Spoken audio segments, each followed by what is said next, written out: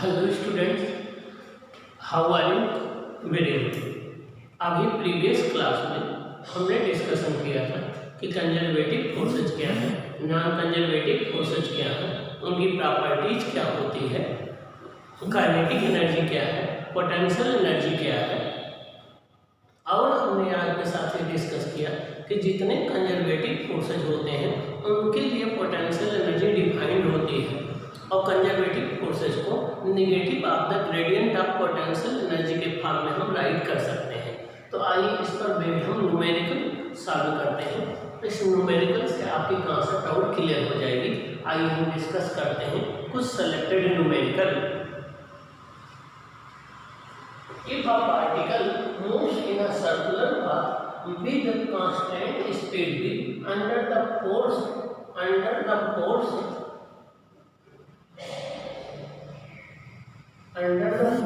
F equal to minus k upon r square, find the kinetic energy, potential energy and total energy of the particle।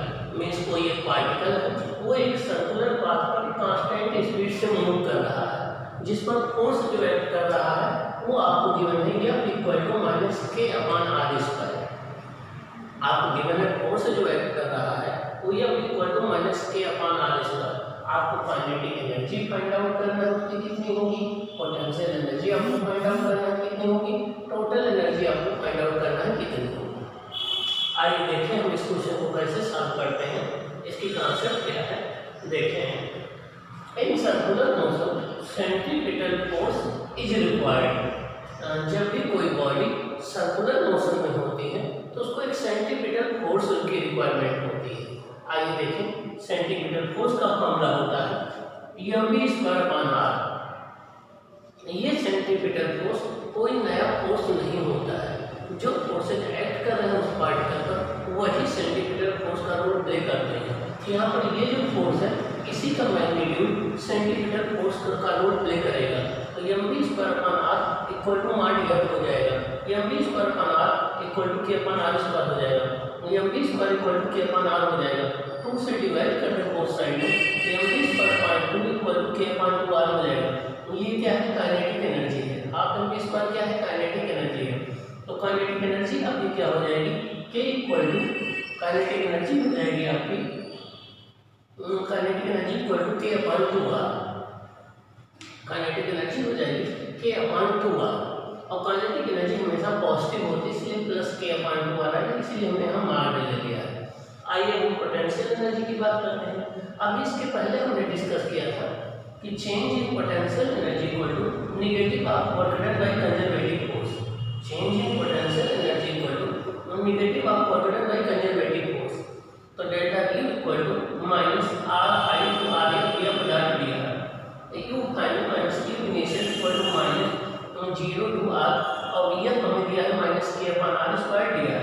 हमने initial potential energy को 0 मान लिया, हमने मान लिया particle infinity पर, final potential energy को U ले लिया। तो U इक्वल टू हो जाएगा k, इसका इंटीग्रेशन हो जाएगा r to the power -2 + 1 upon -2 + 1।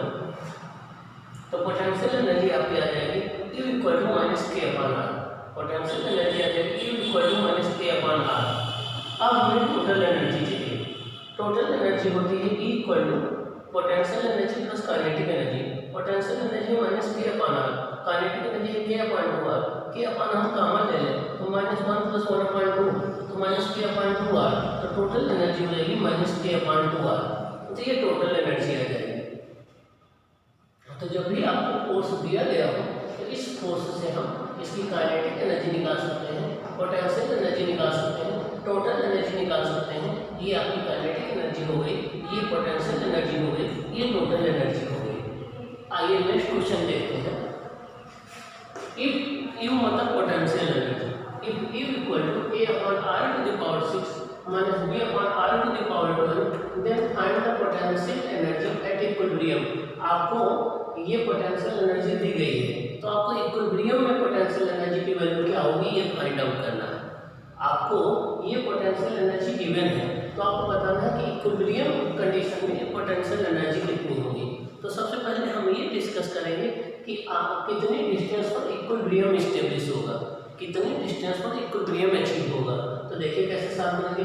Potential energy आपको बनेगी equal to A upon R to the power 6 minus B upon R to the power 12।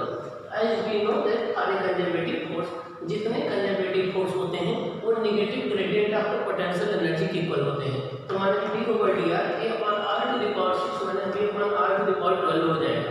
तो यह equal to minus A common हो जाएगा, D over dr R to the power minus 6 plus B D over dr R to the power minus 12। इसका differentiation करेंगे, minus 6 पहले चला आएगा, एक और इंक्रीज हो जाएगी, माइनस 7 हो जाएगा, ये minus 12 R to the power minus 13 हो जाएगा।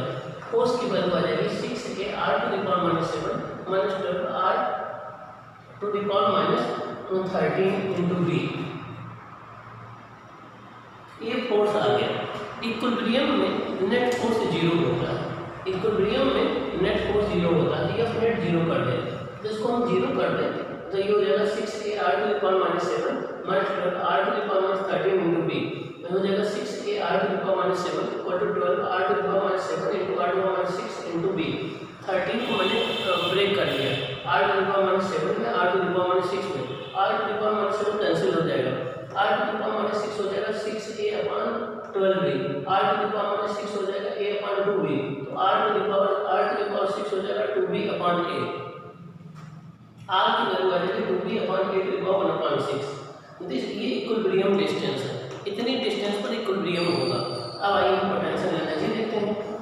E वर्ड इक्विलिब्रियम, इक्विलिब्रियम का पोटेंशियल एनर्जी कितनी हो जाएगा, E equal to A upon R to the power 6 minus B upon R to the power 6 whole square. हमने 12 पावर को 6 whole square add कर दिया, तो A into 1 upon R 6 minus B into 1 upon R 6 whole square. यहाँ पर 1 upon R to the power 6 हो जाएगा A upon 2B, 1 upon R to the power 6 हो जाएगा A अपॉन 2B, तो हो जाएगा A अपॉन 2B हो जाएगा A स्क्वायर अपॉन 2B का whole square, A square upon 4B square, A square upon 2B minus A square upon 4B। Solve करेंगे तो Q इक्वल टू आ जाएगा A स्क्वायर अपॉन 4B। तो ये potential energy आ जाएगी इक्विलिब्रियम पोजीशन में। Equilibrium position में पोटेंशियल एनर्जी आ जाएगी Q equal to A square upon 4B। अब आइए हम एक नेक्स्ट न्यूमेरिकल डिस्कस करते हैं। The potential energy of a particle is given by Vx equal to x square upon 4 minus x square upon 2 joule. If the total mechanical energy is 1 joule, find the maximum velocity of the particle.